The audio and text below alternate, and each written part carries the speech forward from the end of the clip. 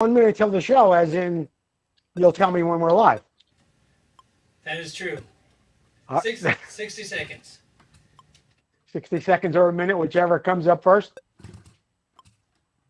Did you send the invitations out to Lackish Park, or are they mailing them directly?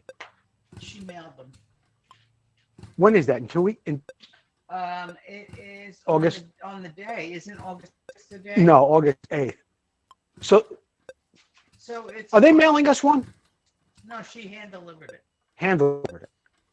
Yeah, she gave it to me. Okay. Is it the 7th? No, it's Saturday the 6th, I think. The 6th. It's on the 6th, yeah. 40 years. Yeah, 40 years.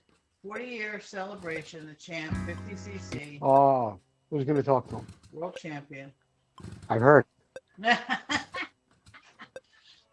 That's it. And we have a cruise, too, cruise around the bay.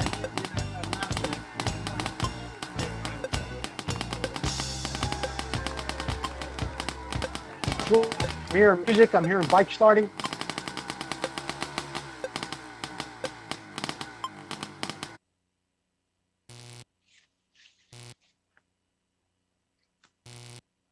You're live.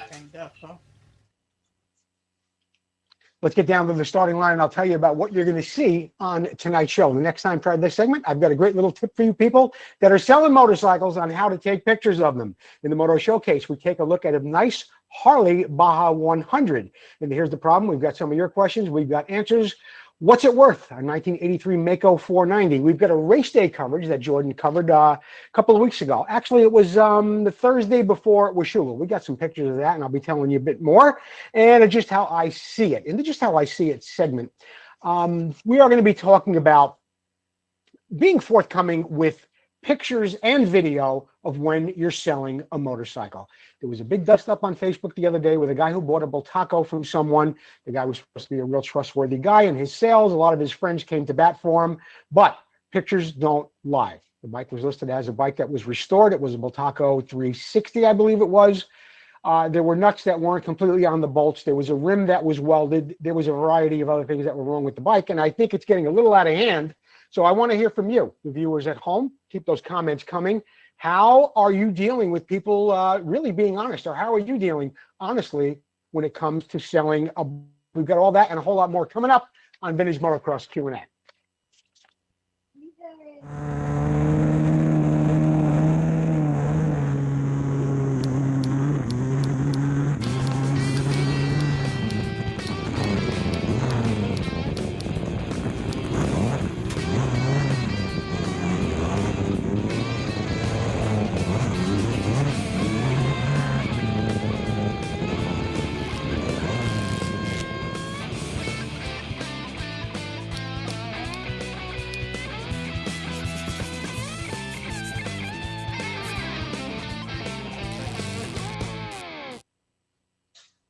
Good evening, everyone. You're watching Vintage Motocross Q&A, and I am your host, Joe Abate. Thank you, Susie, Jordan, and Chelsea for helping me put the show together, and thank you, the viewers at home who tune in every week to watch the show.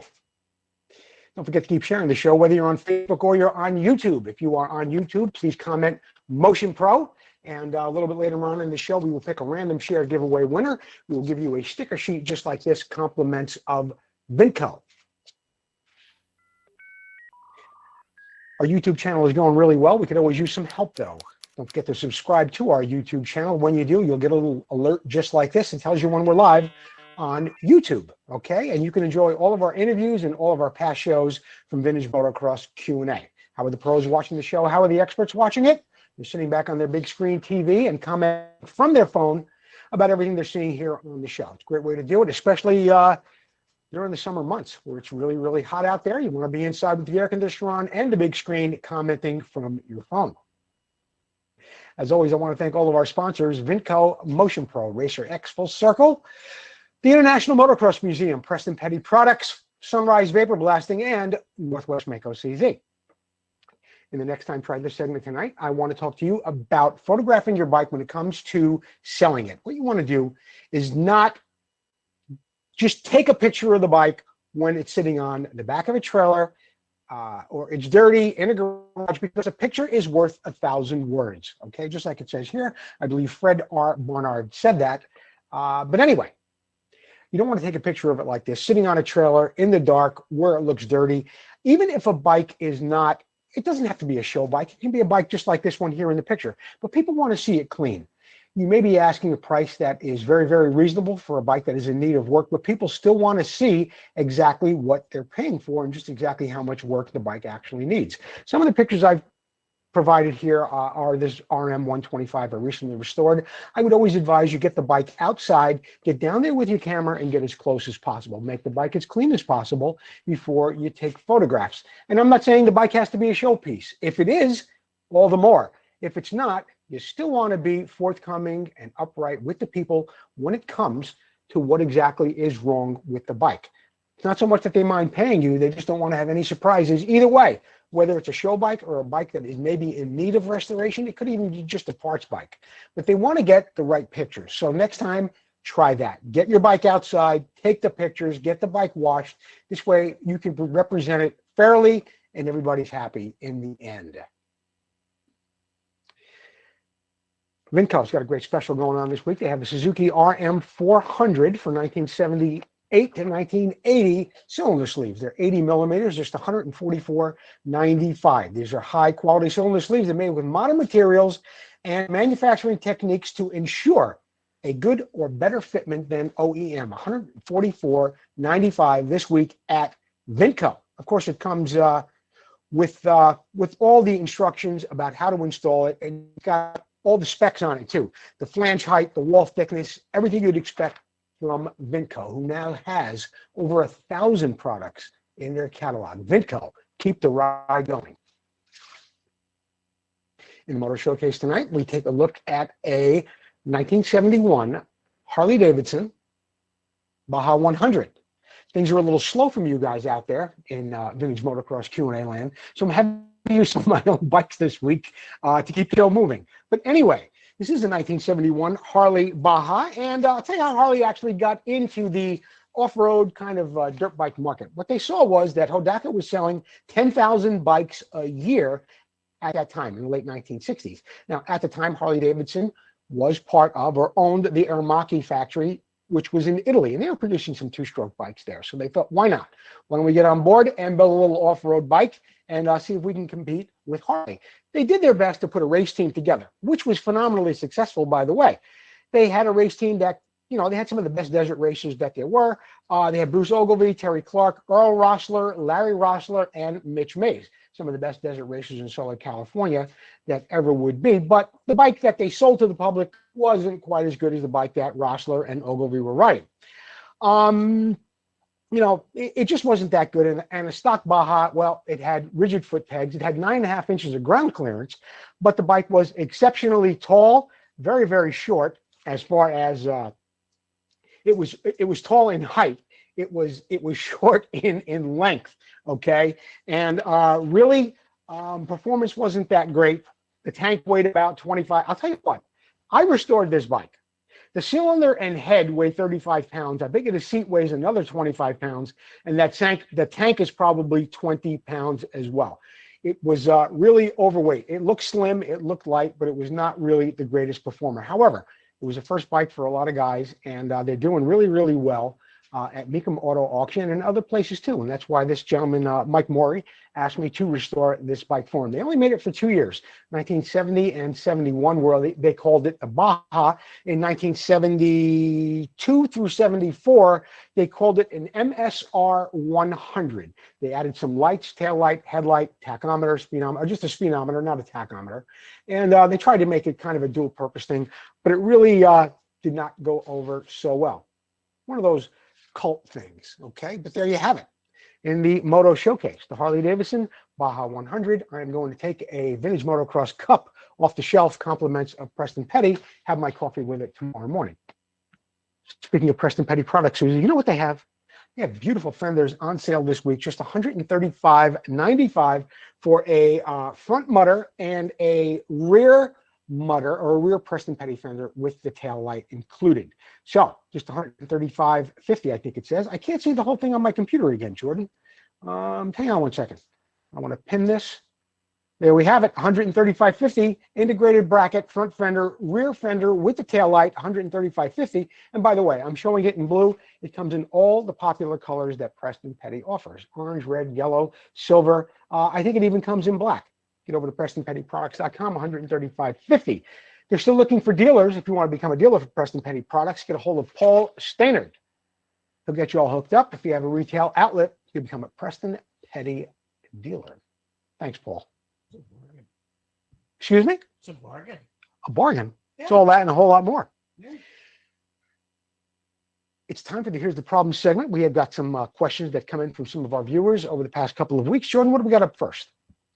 Chaz Zemont bought an aftermarket throttle cable for a 1975 Yamaha YZ on eBay. The length and cable ends seem right, but not the steel fittings on the ends. Can these be changed? Unfortunately, Chaz, they can't be changed.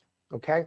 I'm seeing a lot of, I've experienced this myself lately, where I bought some fork boots for a project that I'm working on, and you buy it from one person, it gets shipped from another. There's a lot of drop shipping going on, and there seems to be a lot of confusion with sizes and fitment of certain things. When it comes to a cable, I would recommend either you buy an NOS cable, or if you're fortunate enough to have the old cable, as in poor condition as it may be, take the cable and send it to Motion Pro, and they will replicate your cable.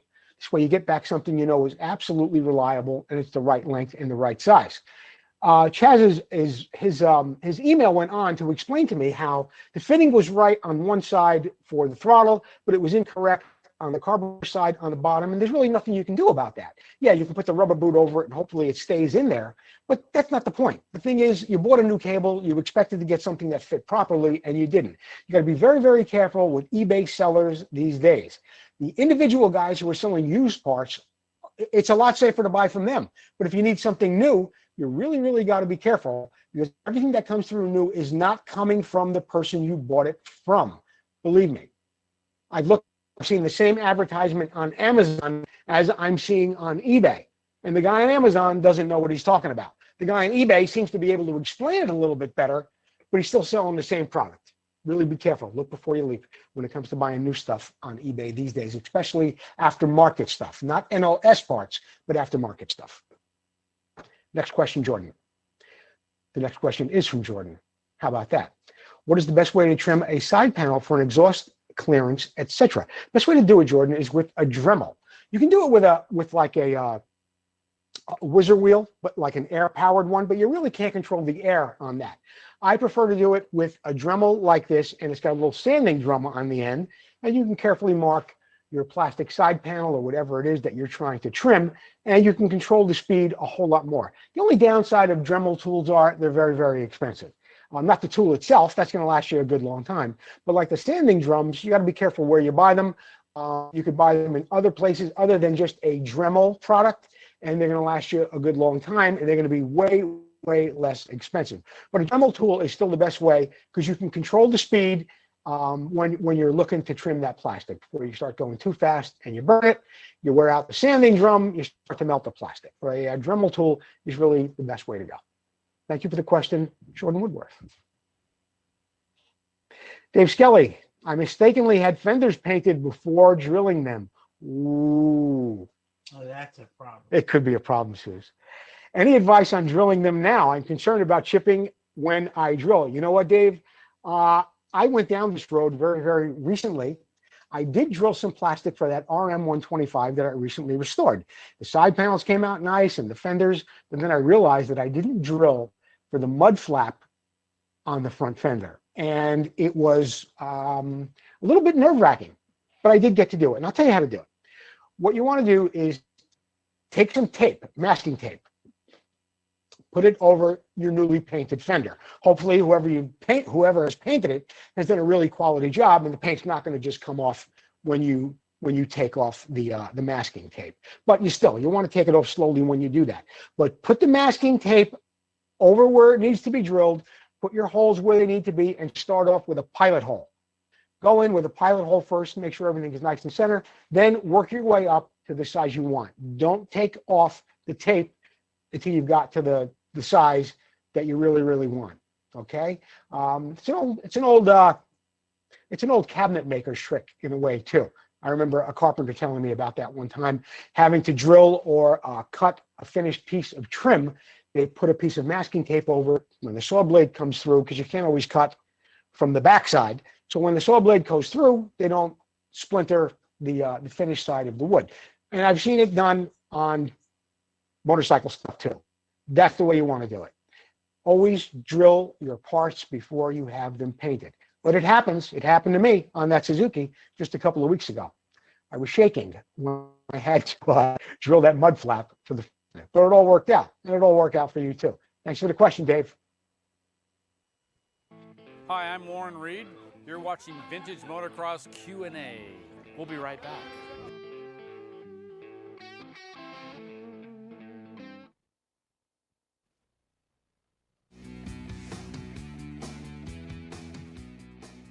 Hi, I'm Jeff with Motion Pro, introducing you to our latest digital tire pressure gauge today. Now, this has proven to be one of our staple products. It is trusted by race teams throughout the industry, as well as Dunlop tire techs. We'll first talk about the air gauge head, which has an auto on-off backlit display and large numbers, and so it's really easy to read even in low lighting situations. It reads 0 to 60 psi with high precision down to 0.1 psi and accuracy of plus or minus 0.6 psi. Attached to the head is our trapezoid manifold, which is billet aluminum in construction and gives a nice ergonomic feel in your hand. It also gives access to our high pressure bleeder, which was designed by Motion Pro. Now moving on, we have this long air hose, which has dual swivels, and so you can get into tight areas and still get a good read at the gauge. And at the end, now included, is our Pro air gauge chuck. It engages positively onto valve cores for extremely accurate readings. So go ahead and pick one up for yourself today. It's available from dealers nationwide.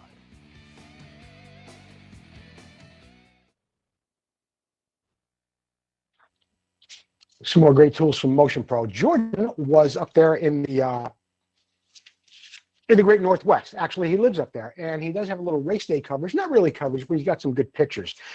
What happens is every year before the Washougal National, there is a amateur race. Well, it's a pro race actually on Thursday night, and there's a $15,000 purse.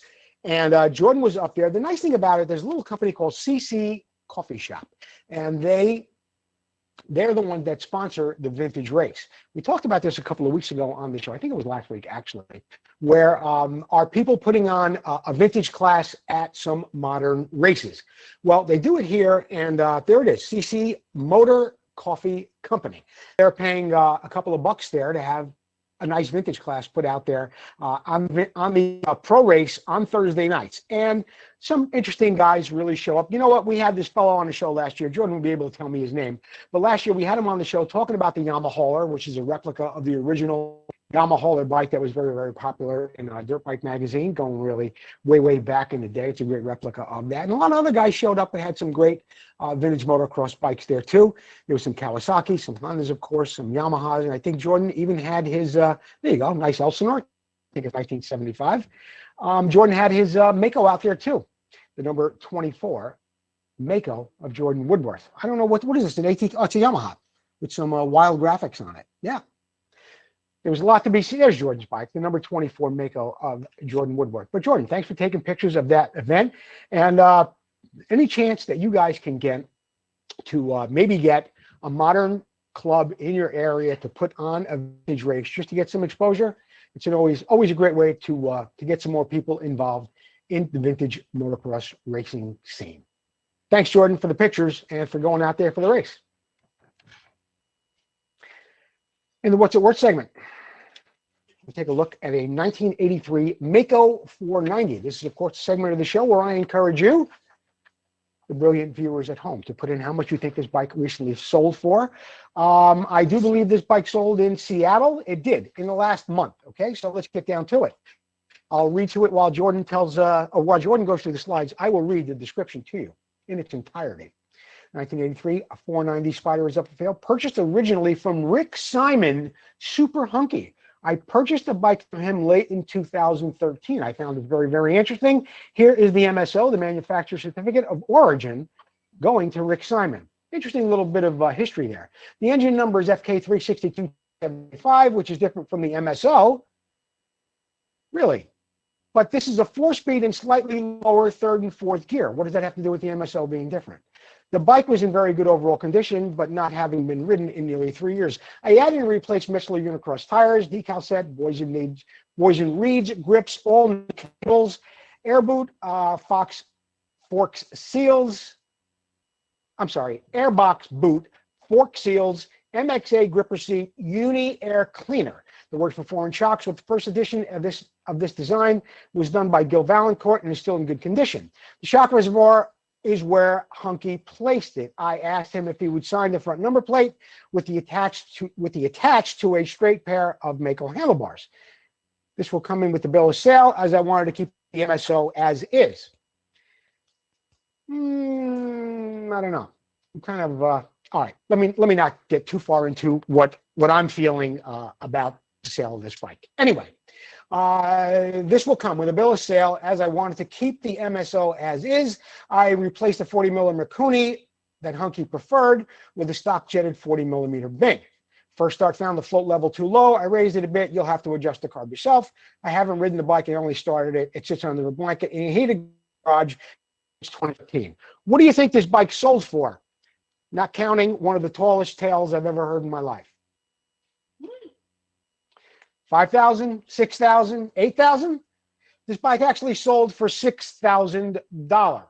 You know what really makes me scratch my head a bit? Okay, so you got an MSO on the bike and it doesn't match the engine. Then you go into some explanation of why the transmissions are different, which has nothing to do with it.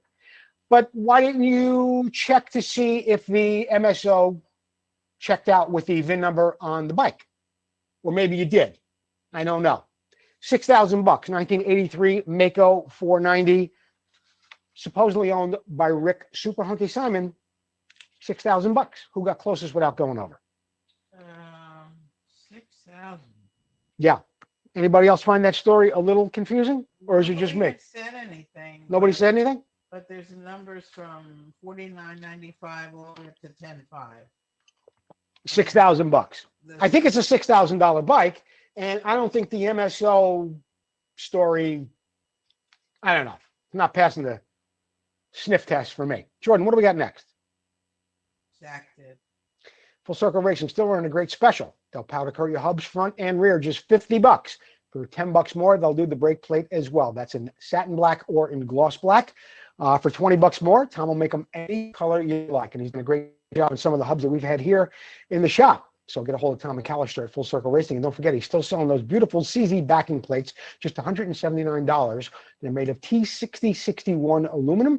And that's $179 with the logo on it. If you don't want the logo, congratulations, you'll save $10. Just $169. Thank you, Tom McAllister, for all you do for us here at the show. A longtime sponsor, for all you do for vintage motocross racing throughout the great Northwest. And for the wonderful job you've been doing on our wheels, Tom. Great job. Thanks so much. Did you know was sent in by Jeff Kokoski this week, because I am just up to my neck in work. So Jeff Kokoski, who I'm trying to get involved as a segment producer every week for the Did You Know or Have You Heard Of segment, Jeffrey, if you're listening, he has come up with a Did You Know for us, and it's really, really interesting. I didn't know this. So let's go on, see what Jeffrey brought us. The original gold belt kidney belt was developed by AMA Hall of Famer and off-road racing legend Dave Eakins. Did you know that? I didn't know that, Jeff. Dave and his equally famous AMA Hall of Famer and stuntman brother Bud grew up in the LA area, Southern California, in the 1930s, and they honed their off-road skills riding in the hills around LA during the 50s and 70s, 50s through the 60s. Dave and Bud were fixtures in the Southern California District 37 motorcycle scene. They were competing and winning the Big Bear Hare and Hound, Catalina Grand Prix, TT Scrambles, Enduros, and motocross events.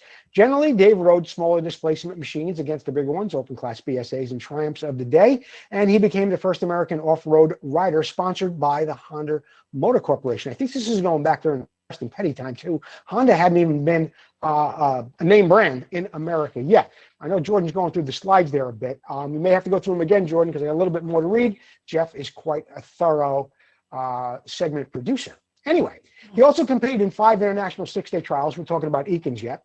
5 international 6-day trials events overseas. And he was on the American team that competed in Germany in 1964 with his brother and pal, Steve McQueen, which kind of brings us up to a picture that is very, very famous and we've all seen a couple of times. Anyway, in the early 70s, Dave helped develop a first Velcro kidney belt, and it sold under the Gold Belt name.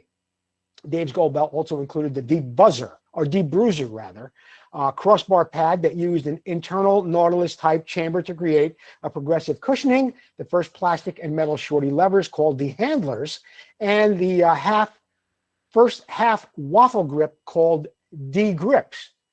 Now, you may be wondering why all these products had DE before them. It was because the man, Roger DeCoster, had actually been backing and promoting these for the Eakins brothers. The shorty handlers were interesting, and both Roger DeCoster and Bob Hanna used them and supported them. They both promoted them. As Dave and the Gold Belt began to develop more and more products, the company became Sunline Products. In 2004, Sunline was acquired by Valencia Sport Group, which was then acquired by One Industries. Sunline is still in business today and continues to make innovative off-road racing products, including levers, grips, brake pedals, foot pegs, chain sprockets, bark busters, and handlebars. And of course, Dave Eakins, or Bud Eakins, was the guy who helped Steve McQueen make that jump over the fence in the very, very famous movie, The Great Escape. Jeff Kokoski, thanks for sending that in. I really didn't know all about that. There it is. I think that's actually Bud in that picture making the jump, not Steve McQueen. But on all the close-ups, of course, and when guys ripping around in Germany, that is Steve McQueen.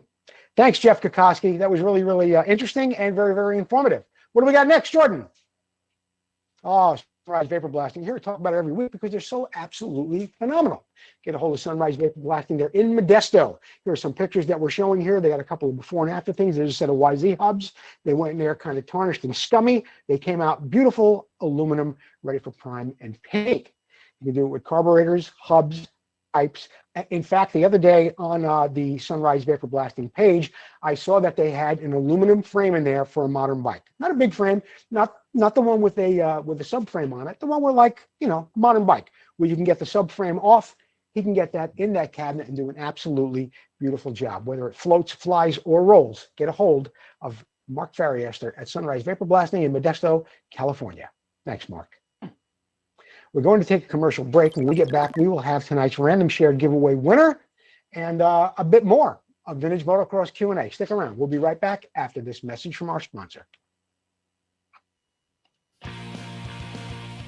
Vinco, who already has a full line of vintage parts, now has air shocks that are an exact duplicate of the original air shocks so popular in the late 70s.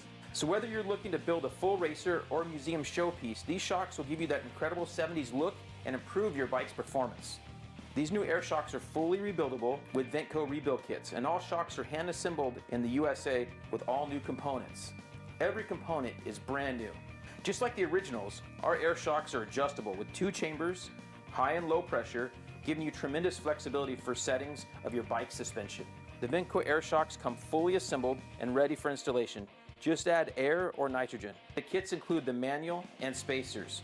Visit Vinco.com to check out the air shocks and all that Vinco has to offer to help you get back on track and to keep that ride going.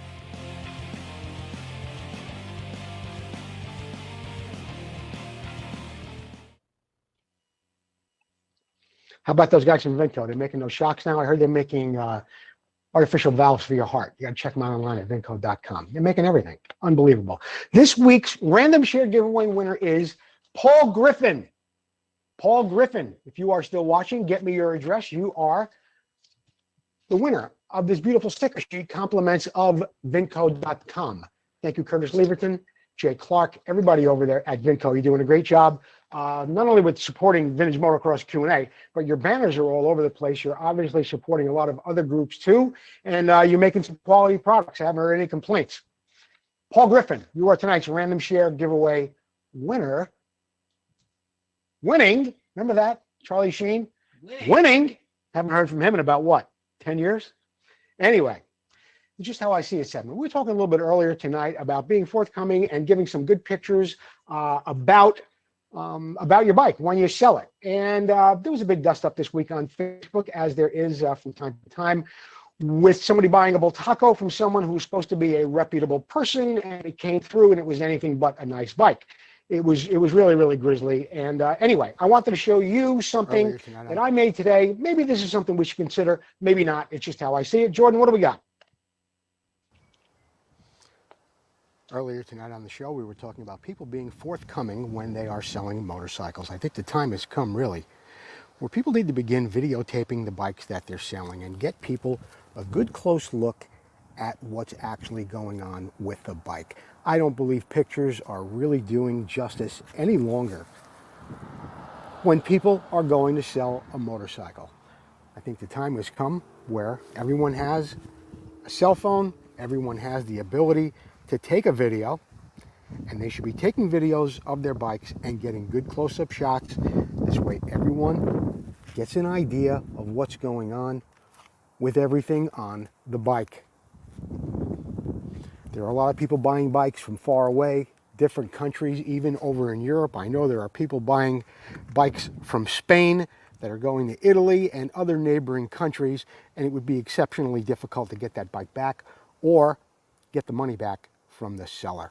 I think the time has come where everybody needs to be getting some videos of their bikes, getting close-up shots of everything they claim is right with the bike, and more importantly, if there's something wrong with it, your potential buyer can see exactly what's going on and know what he's paying for. It's not about pictures anymore, guys. It's not about just what you're writing. I think it really is about the time that we get some videos of bikes running, what they look like close up, where people can be as forthcoming as possible with their potential buyers. And that's just how I see it. Of course, your comments are welcome and they're encouraged. This is the part of the show where I like to hear what you think and to know how you see it. Keep those comments coming. Yeah, keep those comments coming. And honestly, after I made that video, I wasn't sure how it would be received on the show. And see, here's the problem. You can take a video of a bike, but you could take it from far away too. And you can move that camera in a certain way where you're not going to see something that may be going on with that motorcycle. It may be a little not so easy to hide it as you can in a picture. But I think the time has come where buyers are going to want pictures. They're going to want video. They're going to want more than just your word for it. And this Bultaco deal that went down this week, I'm not going to name names, but it was listed as fully restored. This bike couldn't have been further from a restoration. The only thing nice on it was maybe the paint, and I really couldn't even tell that from the picture. But I did see a variety of other things, including a welded cracked rim, or cracked rim that was re-welded. I saw bolts going through the frame that weren't long enough. The threads weren't long enough to go through the nut the entire way. There was a host of other things too. It just was an ugly situation, and I think we all, as buyers and sellers, deserve more. We deserve, especially the buyers. I mean, a seller, you're going to do what you can to sell a bike, but you still want to be out ahead of the curve, you know. And as far as a buyer goes, you want to be assured that the bike you're buying is being represented fairly. I want to hear your thoughts. Keep them coming in. If Susie has any, we'll be talking about them a little bit later in the show. What do we got next, Jordan? This Week in Motocross History is brought to you by Racer X Magazine, available on your newsstand now and online as well. Be sure to get over and visit them at Racer X. 27 years ago today, it happened on the, I'm sorry, 1980, 42 years ago today, July 27th. All the information I'm going to give you here about in MX history actually happened on this day. 42 years ago today, 1980. Mugen Honda rider Johnny O'Mara scored one of the biggest upsets in motocross history when he rode his Right Works bike to a muddy win at the Valvoline 125cc USGP in Ohio. The 18-year-old O'Mara went 1-3 in the race. That was so bad The only other rider, Italian Galera rider Dario Nani, scored points in both motos. Suzuki Mark Barnett was second in Moto 1. Honda's Rich Kuhn second in the other. O'Mara was riding a one-off Mugen with support of Al Baker, his longtime sponsor. 1982, 40 years ago, this very day, Redbud hosted a round of the 1982 500 125 AMA National Motocross. Danny Chandler captured the 500cc class win with a 1-1 performance. Mike Bell and Darrell Schultz rounded at the podium. In 1985, 37 years ago today, Rome Toyota Sports Center in Binghamton, New York, hosted 3 different classes of the 1985 AMA Motocross Championship. In the 500 class, it was Brock Glover with a perfect 1-1 performance, who claimed the overall over Kawasaki's Alan King and Yamaha's Eric Eaton. All those things happened on this very day, July 27th, 42 years ago, 40 years ago, and 37 years ago today. Susie, any comments from anybody about the videotaping or better pictures when it comes to buying and selling bikes? What do you got? Chuck Mackey says, I agree 100%, Joe. I've sold a few bikes and always send the buyer a video. He sends the buyer a video, Chuck Mackey does? Awesome. Running and a walk around. Yeah. Brian Webley. Mm-hmm. I agree. You should be honest and disclose all you know about it. I like to treat folks the way I want to be. Sure. Karma will come back. Ooh. Anybody else? I hate to when moisture is prime and daylight is fading outside of video. That's it. Oh, Andrew Sayers, absolutely agree with taking good quality videos to represent what you have to sell. I just went through selling another bike and the owner was extremely happy. There you go. There you go. Yeah, I just think it's come to that time. Everybody's got a phone. Everybody can make a video. Take a video of the bike along with the pictures. Thanks for commenting, guys. I really, really appreciate that. Jordan, what do we have up next? We have some announcements. You've been hearing me talk about the International Motocross Museum. Well, that event is coming up. It's less than 2 months away. It will happen on Wednesday, September 21st in Chicago. Okay, and it is a fundraiser, and we are going to see this museum. We are going to see this museum happen, and it's also just a few days before the Motocross Donations, which happens at Redbud. That'll be on September 24th and 25th. So, if you would like to save $100 off a seat, get a hold of me. You will sit at the Vintage Motocross Q&A table. Actually, I'm on my second table. I sold out one table in about a week and a half, 2 weeks. So we have 12 people at that table, and I'm working on my second one, and I've sold 2 seats at that table as well. So get a hold of me. You'll save $100 off the regular ticket price, and you get to sit at the Vintage Motocross Q&A table. So far, confirmed at this event, confirmed. Jeff Smith, 2-time world champion. Garrett Walsink. Heike Mikkola, who hasn't been to America in over 20 years. Bob Hanna will be there, Ricky Johnson, Steve Wise, Warren Reed. I talked to you the other day, said there's an excellent possibility that he will be there again. And Yuka Pentila. Who was Yuka Pentila? He was the mechanic of Eric Gabor's when they won the 250cc World Championship. I think it was 1986. And I mention him because last year, when we had Dave Arnold and Keith McCarty there, they tell better stories than the racers. They really, really did, because they knew about what was going on behind the scenes. We heard Dave Arnold talking about what it was like the first time he saw Bob Hanna's OW27, the water-cooled bike, when it showed up at Hangtown. We heard some incredible stories from Keith McCarty as well, about having to use a production bike when he really wasn't happy with the works bike that Yamaha was giving them. You hear from Ricky Johnson, Steve Wise, and so many more. And I know there's going to be a couple of added surprises to this. And let's not forget the bikes that you're not going to see until the International Motocross Museum opens.